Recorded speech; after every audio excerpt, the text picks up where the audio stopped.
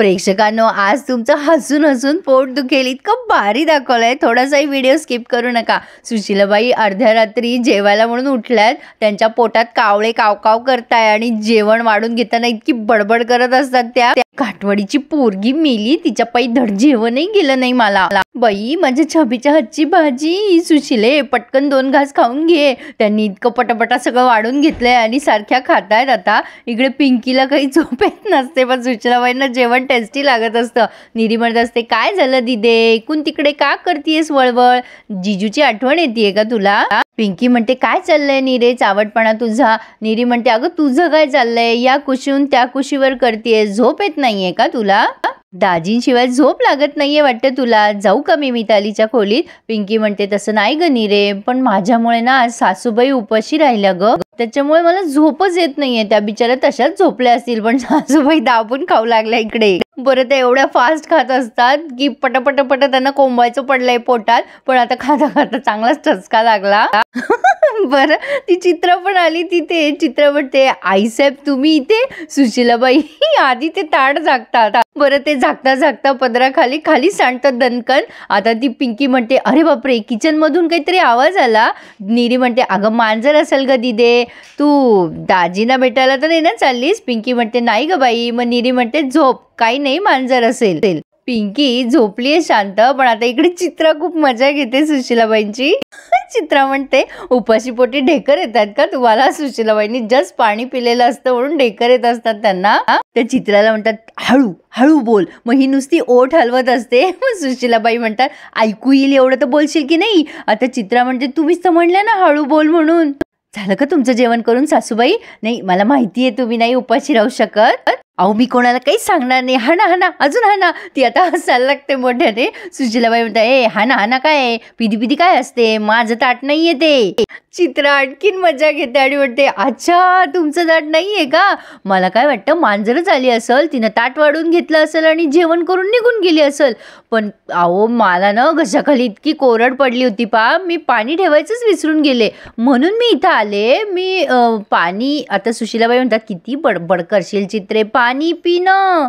आता ही चित्रा जेव्हा पाणी प्यायला जाते तेव्हा सुशीलाबाई आणखीन 2-4 घास कोंबून घेतायत पोटात. सुशीलाबाईला पण विचारते ती, तुम्हाला पाणी प्यायचंय का? सुशीलाबाई नाही म्हणतात. मग ही पाणी पिते आणि म्हणते, अहो आईसाहेब मी काय म्हणते, हो त्या मांजरीचं ताट घासून ठेवा, नाही तर समद्यांना कळल मांजर आली होती जेवायला. अहो म्हणजे मला असं म्हणायचंय की तुम्ही ताट घासून ठेवा, झुरळ होतील ना घरामध्ये. आता या सुशीलाबाई वैतागतात तिच्या बडबडीला आणि तिला म्हणतात, जा निघा तिथून. आणि ती चित्रा गेल्यानंतर सुशीलाबाई पटापट पुन्हा जेवायला लागतात. मजा चालली आहे. बरं, आता जेवण झाल्यावर ताटही घासतात, पण ते घासता घासता बटकन खाली पडतं आणि आवाज होतो ताटाचा. त्यांना असं वाटतं, बरं झालं कोणी आलं नाही. आधी त्या इकडे तिकडे बघताय कोणी आलं तर नाही ना, आणि मग हळूच ते ताट पुसून जागेवर ठेवतच असतात. तेवढ्यात पिंकी येतेच.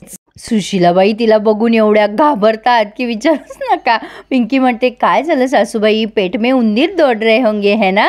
आव काय सासूबाई, भूक लागली तर मला आवाज द्यायचा ना, मी आले असते की तुम्हाला वाढून द्यायला.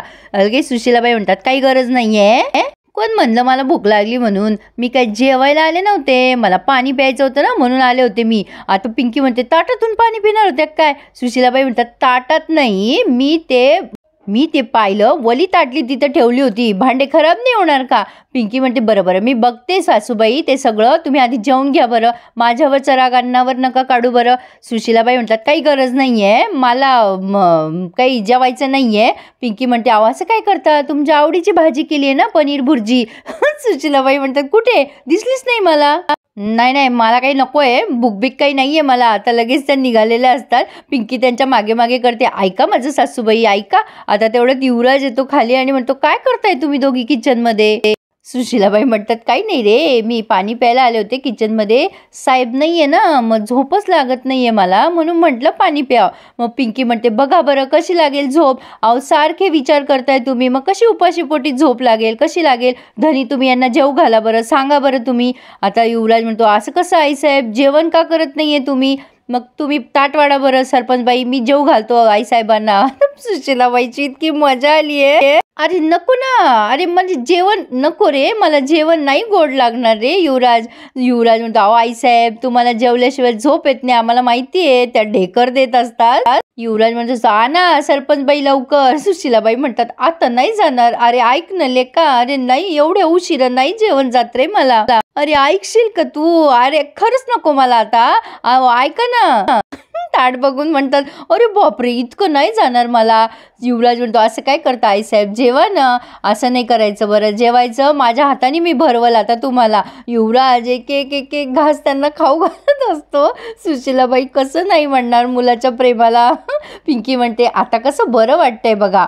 सुनेचं आणि लवकाचं प्रेम गळ्यापर्यंत आलं सुशीलाबाईंच्या आज. अरे देवा. पिंकी अजून अजून वाढत असते, युवराज अजून अजून खाऊ घालत असतो. त्या रागाने बघतायत पिंकीकडे. बघायला इतकी मजा आली ना, तुम्हाला काय सांगू, मला सुद्धा माझं हसणं थांबवता येत नाहीये. आणि हे सगळं त्यांनी अजून फास्ट फॉरवर्डमध्ये दाखवलंय, त्यामुळे आणखीन गंमत वाटतीये. सुशीलाबाईंना आता उलटी होणार असते. पिंकी म्हणते, मुखवास आणू का. सुशीलाबाई नाही म्हणतात. आता त्या इतक्या म्हणजे अलगदपणे उठतायत की विचारूच नका. त्यांना ठसका लागतोय आता जेवणाचा. पाणी द्या पाणी. आता पाणी पिता पिता त्या पिंकीकडे इतक्या रागाने बघतायत. आता हिचं काय करून काय नाही मी.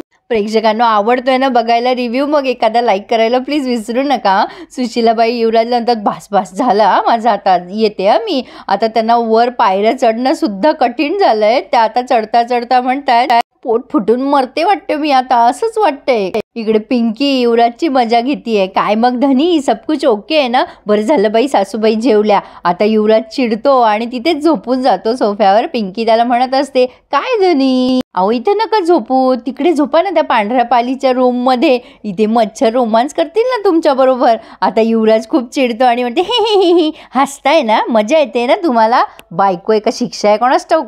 जा, तुमची बहीण आली आहे ना तुमच्यासोबत, आम्ही कुठे बी झोपू, तुम्हाला काय त्याचं. पिंकी विचार करते, बापरे धनी चिडले, कुछ तो करना पडेगा पिंकी. धनी खुश तो पिंकी खुश. आता पिंकी काहीतरी विचार करतेय युवराजला सरप्राईज द्यायचा. पण आता इकडे मात्र ह्या धनंजयचं आणि छबीचं जोरदार भांडण चालू आहे अर्ध्या रात्री. हा धनंजय म्हणत असतो, ऐक ना छबी, अगं माझी चूक झाली, मी आता नाही करणार असं, मला एक संधी तर दे, ऐकून तर घे माझं. छबी म्हणत असते, निघ तू इथून, मला नाही बोलायचंय तुझ्याशी. धनंजय म्हणतो, छबी ऐक ना ग, मला खूप पश्चाताप होतोय. पण छबी मात्र त्याला लोटत असते, बाहेर हो म्हणून. धनंजय म्हणत असतो, मी हात जोडून तुझी माफी मागतो, एकच संधी दे ग छबी, मी पुन्हा तुला नाही ग असं त्रास देणार. छबी म्हणते, अरे माणूस आहेस का सैतान आहेस रे तू, माझा विचार केला नाहीसच तू, पण आपल्या बाळाचा सुद्धा विचार नाही केला रे. अरे तुला काहीच वाटलं नाही का रे, एवढ्या वर्षांनी मी प्रेग्नंट राहिले होते आणि तू. मला ना धनंजय तुझी किळस येते, तू जा इथून. एक बाप म्हणून पण तुला जाणीव राहिली नाही करे. अरे काय काय माफ करू मी, तुझे कुठले कुठले गुन्हे माफ करू. सुशीलाबाई विचार करत असतात, आता टेकतच जावं लागणार वाटतं खोलीत. अहो लक्ष्मी मेली, माझ्याच राशीला आलीये, सकाळपासून अन्नाचा कण नव्हता पोटात आणि हिनं आता एवढं खाऊ खाऊ मला मारून टाकायची वेळ आणलीये. ही बया माझ्या जीवावरच उठलीये. हिला ना तळतळाट लागल मेलीला, मरताना पाणी पण नको मिळालं हिला. अगं बाई माझं पोट. धनंजय मोठ्याने ओरडत असतो, छबी मला माफ कर, मला माहिती मी खूप मोठा पापी आहे, पण मी हे सगळं बापूसाहेबांमुळे केलंय. छबीने दार लावून घेतलेलं असतं, तो बाहेरून ओरडत असतो. छबी दार उघडते आणि म्हणते, तू स्वतःची अक्कल गहाण ठेवली होती का रे धनंजय, एरवी मारी हुशारी मारतोस रे, एवढं पण तुला कळलं नाही का. उगीच त्यांचं नाव पुढे करून स्वतःची कातडी नको वाचूस रे. तुला खूप चांगलं ओळखलंय मी, माणूस नाही सैतान आहेस, हैवान आहेस तू. माझ्या बाळाचा खूनी आहेस तू आणि बापूसाहेबांनी मिळून मारलंय माझ्या बाळाला. तुम्हा दोघांना उभ्या आयुष्यात मी माफ करणार नाहीये. धनंजय म्हणत असतो, नाही ग छबी, हे सगळं खोटं आहे, मला माहिती पण नव्हतं त्या दिवशी तू त्या मेडिकल कॅम्पमध्ये जाणार आहेस. छबी म्हणते, हो तुला माहिती नव्हतं, थांब जरा एक मिनटं. आणि छबीने आता ती व्हिडिओ रेकॉर्डिंग दाखवली आहे धनंजयला, ज्यात धनंजय सगळं कबूल करत असतो, म्हणजे त्या याला धमकी देत असतो तो त्या डॉक्टरला, ते सगळं तिने त्याला ऐकवलंय. धनंजय हे बघून शॉकच होतो आणि तिला म्हणतो, म्हणजे तू आधीच बरी झाली होतीस का छबी. तू हे सगळं माझ्यापासून लपून ठेवलं होतं. आता छबी म्हणते त्याने काय फरक पडतो रे तुला, मी तुझ्यापासूनच नाही सगळ्यांपासून लपून ठेवलं होतं. इकडे सुशीलाबाई तिथे कणत कणत येत असतात आणि त्यांना आता छबीचे आणि धनंजयचे भांडणं ऐकूच येतात. आता छबी म्हणत असते मी तुला कधीच माफ करणार नाहीये, तू बापूसाहेबांसोबत खडी फोडायला कसा जात नाही ना ते मी पूर्णपणे बघणार आहे. पण धनंजयने सगळा गेमच पलटवलाय प्रेक्षकांनो. तो आता छबीच्या पाया बिया पडतो आणि म्हणतो मला माफ कर ग छबी, मी खरंच सगळं बापूसाहेबांच्या सांगण्यावरून केलं ग. तुला माहिती आहे बापूसाहेब कसे आहेत, त्यांचं काम केलं नाही तर ते कसे वागतात, त्यांचा रोष नाही ओढवू शकत ग मी छबी. त्यांच्याशी दुश्मनी घेतली तर त्यांनी मला संपवलं असतं ग छबी. हे सगळं सुशीलाबाईंनी ऐकलंय प्रेक्षकांनो. धनंजय छबीला म्हणत असतो सांग मी काय करू आता, म्हणजे मी बापूसाहेबांची आता साथ सोडली आहे छबी, मी तुला खरं सांगतोय. मी आता पिंकीची साथ देणार आहे, मी माझी प्रतिमा स्वच्छ करणार आहे, मी तुला खरंच सांगतोय छबी, माझ्यावर विश्वास ठेव. आता छबी म्हणते माझ्या पाया पडण्यापेक्षा माझी माफी मागण्यापेक्षा पिंकीची माफी माग जा. पिंकीने जर तुला माफ केलं ना तर मी हे रेकॉर्डिंग पोलिसांना नाही दाखवणार, जा आता. खरं तर मी हे आधीच दाखवणार होते पोलिसांना, पण आता तू बोलतोयस म्हणून आता लगेच धनंजय म्हणतो हो हो छबी तू म्हणशील तसं, मी पिंकीची माफी मागतो, मी गुन्हेगार आहे, मी तुझी पण माफी मागतो. आता छबी म्हणते तू जा बरं इथून, माझं डोकं शांत ठेवायचंय मला, निघ तू इथून. आणि प्रेक्षकांनो धनंजय आता तिथून निघून गेलाय, पण सुशीलाबाईंनी यांचं सगळं बोलणं ऐकलंय. आता पुढे आपण बघतोय पिंकी आणि युवराज दोघंही जण छान टाइम स्पेंड करतायत सोबत. पिंकीने सरप्राईज दिलं युवराजला आणि अतिशय सुंदर सरप्राईज होतं आणि त्यात मस्त गाणं पण त्यांनी प्ले केलंय प्रेक्षकांनो, खूपच छान दाखवलंय. तर आता पुढे आपण बघतोय हे सगळं सुरू होत असताना कोणाची तरी सावली तिथे दिसतीये, कोण आहे माहीत नाही, कोणीतरी एक म्हणजे अनोळखी माणूस सरकारवाड्यावर आलाय आणि पहाटे पहाटे पिंकीला एक पुष्पगुच्छ आलाय आणि त्यात लिहिलेलं आहे की कॉंग्रॅच्युलेशन फ्रॉम जे जे. आणि प्रेक्षकांनो हा जे जे म्हणजे दुसरा तिसरा कोणी नसून जांबवंतराव जांभळे आहे, म्हणजे हे बापूसाहेबांचं नवीन प्लॅनिंग आहे पिंकीला छळायचं. काय वाटतं प्रेक्षकांनो, मजा येणार आहे ना आता बघायला? तर मग वाट बघू नका, चॅनलला सबस्क्राईब करा आणि आजचा व्हिडिओ आवडल्यास प्लीज लाईक करायला विसरू नका. धन्यवाद.